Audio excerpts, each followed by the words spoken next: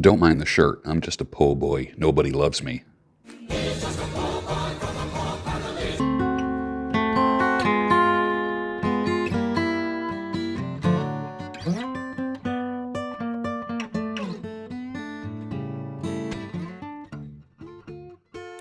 Stirring the Weiss Coffee with chopsticks, the K-Bar Tactical Chopsticks, link below. Using the Vortex method, the only true way to optimize the taste of your coffee at the molecular level. Good morning. Welcome to the Daybreak Show. I am Sexy Santa. We'll get started, but first, Weiss Coffee from a can. My God, that is the best coffee I've ever tasted. Nice. Just remember, drop dead faithful. My voice isn't quite here yet. Hold on a second. Takes me a while to kind of jumpstart my voice. My voice doesn't really work well until the first cup of coffee. Okay, let's try this again. Drop dead faithful is always better than drop dead gorgeous. A lot of men on the internet talk about women being 8s, 9s, and 10s, or looking for, they rate women on a number level. You know who's a 10? The woman that you love. The woman that you think is attractive. That's it. I've had women that other people think are beautiful. Like the world just blanket agrees that they are beautiful and sexy. How'd that work out for me? You know what's even more rare than finding an 8, 9, or 10 in looks? An 8, 9, or 10 in faithfulness and duty and service and love. And that's not something that you can spot. That's something that develops. Why? Because you don't get the woman you deserve. You get the woman that you create. Sound misogynistic? It can, but it's not. You get in life, in general, what you tolerate. I'll take it one step further. You get in life what you create. If you tolerate disrespect, guess what? You will reap that. That is the fruit that you will be eating of. Gentlemen, look for a woman who's faithful. How do you find that out? You can't find that out by spotting a chick at a bar somewhere, at a coffee shop. Go to a coffee shop or a bookstore. Shut the fuck up with this coffee shop and bookstore stuff, please. I remember Peg Bell telling me that Monday night in the grocery store is like singles night. Listen, Monday night in the Russian store. Thank me later. Fix yourself before you try to fix anyone else. And if you were successful at fixing yourself, and you can help others with a duplicatable, sustainable method, then go for it. Everyone is a teacher. This is why everyone's a teacher and everyone is a student. So learn and then teach. You have to be a good steward of that which you've learned. So learn, teach, and get paid. People are happy to pay for solutions, not just stupid opinions. So if you want to change careers, have a side hustle, and you want to book a session with me where we talk about what you know, how you can package it, how you can enhance it, how you can market it, how you can sell it and get paid for it, let me know. Just shoot me an email and we'll make that happen. We can talk about that in one business session. That is one of the things that I do. It's kind of a feasibility coaching session. And we'll explore those issues and help you move forward a little bit.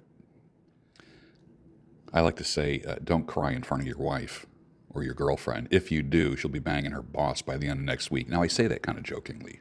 I don't say that seriously, since this is kind of a edutainment type channel, education and entertainment. I'm happy if I can teach you. I'm happy if I can make you laugh along the way. A spoonful of sugar does make the medicine go down. So if I can make you chuckle a little bit, that opens up your heart and mind a little bit to learn something.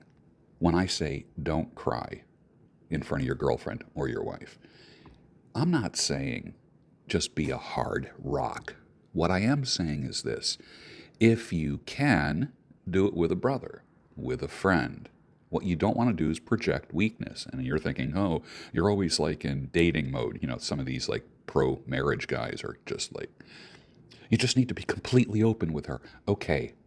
I'll get to that in just a second. I share everything with my wife. All right, so you're walking down the street during lunchtime and you see a woman with large breasts and you just kind of look at her as she walks past you. And just for a second, it occurs to you that those breasts are bigger than your girlfriend's or your wife's, and they look really nice. And she made eye contact with you and kind of smiled. You smiled back a little bit, or you smirked back. But you share everything with your wife. So you get home. Guess what happened today during my lunch hour? I saw a woman. She was beautiful. She had big breasts. They were a little bit bigger than yours, honey. I looked at her. She looked at me, and she smiled, and I kind of smiled back. Do you see where I'm getting? You don't share everything. Don't share everything. I guarantee you, you'll be sleeping on the couch that night. So here's a douchebag who says, that's horrible advice. I'm free and open with my wife. I can cry. I can do anything, and she's right there beside me. That's the sign of a good marriage and relationship. But strong men do not need this. I would love to stay in touch with that guy. The idealism just blows my freaking mind. It's idealism kills, gentlemen. Anyone who's ever been through divorce, you know this. Idealism kills. If you've been in the dating market, you know idealism kills. See the world as it is, not how you want it to be. Just that alone will save your life. That alone will keep you from having a dip in your life and going into a tailspin. My job here is to help you have your head firmly planted on your shoulders. And just give you a few little tips. I'm kind of like the IV drip of motivation, not the fire hose. You get a little bit from me every time you watch me. And when you apply those things, listen, my son, you will have a successful life. I am still blown away by the speaker lineup that's coming up for the Calling All Men Summit. It's really going to be amazing. I am going to be sharing the virtual stage with some people that I have shared the stage with before. I'm very excited about this. This event is originating in South Africa. And there's going to be men from all over the world. Dan Doty, Warren Farrell from The Boy Crisis, Stephen Jenkinson, Matt Boudreau. I'll give you the names of people you might know. There's a lot of guys that I don't know. And it's going to be talking about brotherhood, masculinity, low T, testosterone, building muscle, women, marriage, girlfriends, bouncing back after divorce, even how to smoke a pipe. Imagine that. I wonder who's going to teach that. I'll be sharing the stage. George Bruno, MS, CAGLT, Certified Advanced Grief and Loss Therapist. Thank you very much. Simon Smart, who I shared the stage with probably, maybe 7 years ago. John Sonmez from Bulldog Mindset, a guy that I got to know many years ago. Really good guy. He's a good man. Rich Cooper from Canada. You want to make sure that you don't miss Rich. He'll be talking about the crisis of divorce and how to avoid it, what fathers should do if faced with divorce or custody battles, what men must avoid to preserve a good relationship, what keeps women attracted to men, and how to maintain desire long term. Rollo Tomasi will be sharing the virtual stage with. He'll be talking about zeroed out men, toxic masculinity or toxic society, the soulmate myth and its tragic impact on relationships, and why modern marriages can lead to a mismatch between evolved desires and societal ideals. I'll be speaking on how to move through grief and onto a new life after a setback through a breakup or divorce, what a man must bury after divorce or a breakup, and then a pipe smoking tutorial, completely separate, seeking solace and connection with simple rituals. I'm going to put a link for this down below. It's completely free. Check it out. There's no strings attached. It's called the Calling All Men Summit. Also, on the virtual stage will be Steve Maeda, a man that I met several years ago. He helps men through divorce, the trials and tribulations of divorce, supporting men through the darkest of times, divorce, addiction, depression, and suicide, the negative impact of pickup artistry and men's self-help on young men's mental health and relationships, and how men who've been falsely accused of abuse can fight and triumph. This lineup, and that is only about 1/8 of the lineup. There's about 50 men. You will benefit from this if you are a man. If you are a woman, you will benefit from it. Why? Because you have sons, brothers, fathers, male friends, male co-workers that you care about. That's why. The link for this is down below. I would ask that you click it, sign up for the free conference, and learn. Come back a better person. Be a better version of yourself. Prepare yourself for 2024. It's called the Calling All Men Summit. Steve Maeda is the guy that actually encouraged me to stop using the word manosphere, which I can't stand. I basically, Rich Cooper calls the manosphere the mano swamp. I get that because it ended up being kind of a shithole. That is the Calling All Men Summit, and the link is below. You will not be disappointed. If you are a person who practices excellence physically, vocationally, and spiritually, you know what's going to happen? The people that left you, wife, girlfriend, etc., they're really feeling the regret of having left you. Why? Because you are rare and you can't be replaced. Someone's talking. It's okay, baby. It's all right. Nothing I can do about that. I think it adds to the authenticity of the podcast. You are rare and you cannot be replaced. So, in the future, as you are looking for a relationship or open to a relationship, kind of like I was 5 years ago. Believe me, I spent almost 15 years saying, no fucking way am I ever going to get married again. Ever. Went back into Playboy mode. Hardcore Playboy mode. And then about 5 years ago, I'd say at about 59 years old, I literally said, you know what? I want a companion. I enjoy having a predictable companion who enhances my life, makes my life better. And guess what? In turn, I make their life better.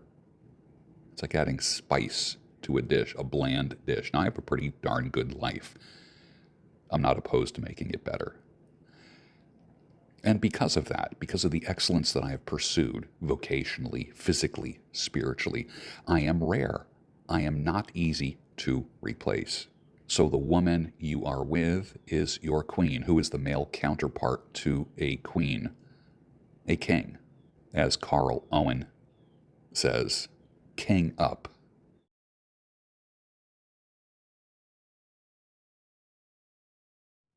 A woman's job is to take care of her husband, kids, and the home. A man's job is to make sure that that's possible, that she can do that. But divorce, breakups, and runaway brides can deter a man from ever wanting to make that possible. The idealism of the modern woman is a cancer in modern society. Who is a modern woman? If she has running water, she's a modern woman. I love this from Ecclesiastes 4. Two are better than one because they have a good return for their labor. If either of them falls down, one can help the other up. But pity anyone who falls and has no one there to help them up. Also, if two lie down together, they will keep warm. How can one keep warm alone? Just that alone is a nice argument to have a companion. If your woman earns more money than you do, she won't be able to respect you for long. I was a therapist for many years. I taught in colleges for many years. I've listened to women talk to me. I've listened to them talk amongst themselves. You might say, oh, it's nothing. That's not a factor. Listen to me, brother. It is a factor. It is a factor. Your comfort bothers her. You think you're smooth sailing? It bothers her. She knows in her heart of hearts what her role is because it's built into her. We're not talking nature and nurture here. I'm just talking pure nature. Women are naturally caring, comforting, de-escalating by nature. We come home from a hard day at work, covered in blood, wiping blood off of our swords and spears. And she comes up and wipes the blood off your face and says, come here, honey, I made you some stew. Talking very medieval right now. No such thing as being on cruise control in a relationship. You have to have your foot on the pedal constantly. Women will shit test you anywhere between 5 and 10 times a day. What does shit test mean? Simply, it just means she's testing your strength. How many times have I had pictures with women, and they do this thing? They do this thing where they hang on you. You heard me talk about this about 2 to 3 years ago. Women love hanging on you. All right, it's not just standing next to you. They put their hand on your shoulder. They hang on you. They put their weight on you. Why do they do that? Just remember, women always hang on you. What they do is they're testing how sturdy you are. I can't tell you how many times I've had a picture taken with a woman and she puts her arm on me, puts her hand on me. I have my arm around her and she'll say, oh, you're solid. All it was a friggin' picture. Just a quick picture or a selfie. Ooh, you're solid. And it always starts with like a little sound. You're solid. Okay? It's not the words, it's the sound. I'm starting to sound like a pickup artist now.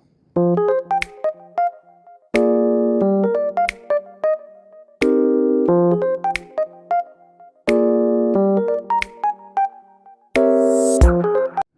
go wash my mouth out with soap now. They want to see how firm you are and how solid you are.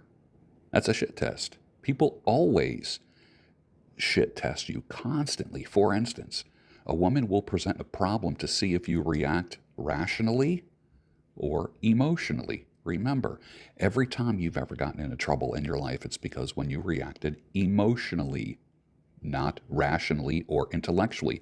That is why I like to say I over E, intellect over emotions. Every time you've ever gotten into trouble, it's because you reacted to the world in an emotional fashion.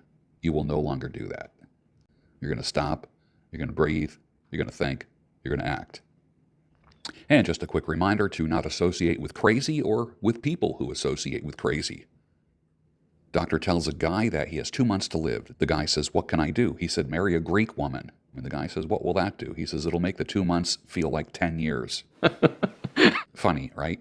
Well, I can tell that joke and plug in anything before the word woman. Greek woman, Italian woman, South American woman, Southern woman, Thai woman, Vietnamese woman, Polish woman, Russian woman.